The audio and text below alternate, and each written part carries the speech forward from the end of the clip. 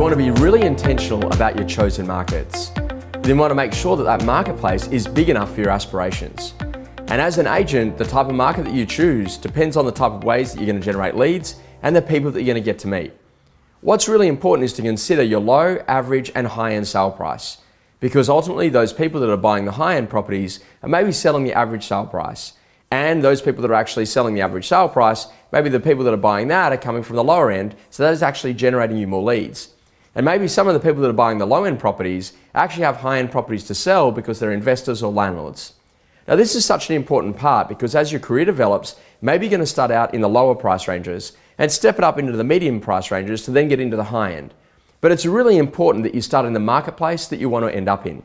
And the reason is that it takes over 10 years to really build that overnight success. You know, being that agent that everyone actually sees, we're getting lots of signboards up, seeing lots of open for inspections and lots of auctions in a marketplace. And if that's actually the case, it's really important that you actually choose markets that are dynamic enough for the type of business that you want to build. Now, why is this such an important part? If you're dealing with a lot of investor stock, then a lot of those landlords are going to be really important to you because they're going to have the high-end properties that you really want to get into. But a lot of agents don't really see that opportunity because they're there working through the open for inspections and they don't actually identify who the landlords are. And they just go, oh, okay, well that person's an investor and that person's a first home buyer, so I've got no one that wants to sell a house. Well, no, it's actually about learning where do these people actually live, particularly the landlords, and what can you do to get back in front of them, but in different ways. Maybe that's about going to see them about their principal place of residence to give them an idea on the equity so then they can make those decisions about what they're going to do with that additional equity to maybe buy another investment property or to potentially even change the existing property that they're living in. Chosen markets also makes a huge difference in the types of mediums that you can use, whether or not it's going to be a very highly social market, whether or not it's more newspaper advertising or a lot of outdoor signage.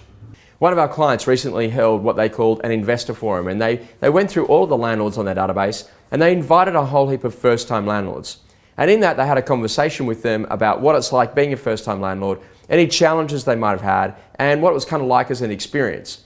And interestingly enough, they asked them, would you like us to pop out to come and give you an idea on what your principal place of residence was?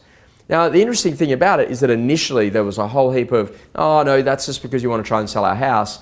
But when we explained why that could really help from an equity position, allow you to maybe buy the second investment property, allow you to make some even better decisions about what's going on, then they said, you know what, we'd love you to do that.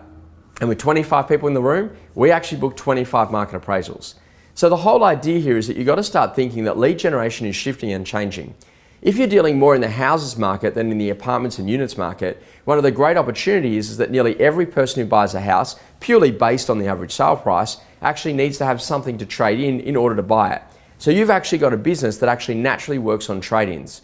And so as an agent, you want to start thinking that if you're actually working houses, you're also getting to work neighbours and streets and neighbourhoods. And the more that you actually get to do that, the more that you can generate leads in a completely different way. So what's important here? Chosen markets is about really getting that average sale price right. Because if you get the average sale price right, that'll bring more trade-ins for you. It's then also about making sure that you're in a marketplace where the competition isn't as aggressive. So then you've got an opportunity to be able to earn higher fees because the customer can really see that what you do is highly valuable. And then it's about learning how to trade in that marketplace. So if it's in the high end, how do you actually get all of the buyers there? And what do you do as an agent to tell a better story when you then want to step up into the next price range? And usually that story is about saying, for example, that the majority of vendors that you've got today that are selling are actually the buyers that are buying in the next higher price range. It's really important that you get intentional and that you get the chosen markets that you deserve. I really hope you've enjoyed this week's coaching tip, and I look forward to seeing you next week.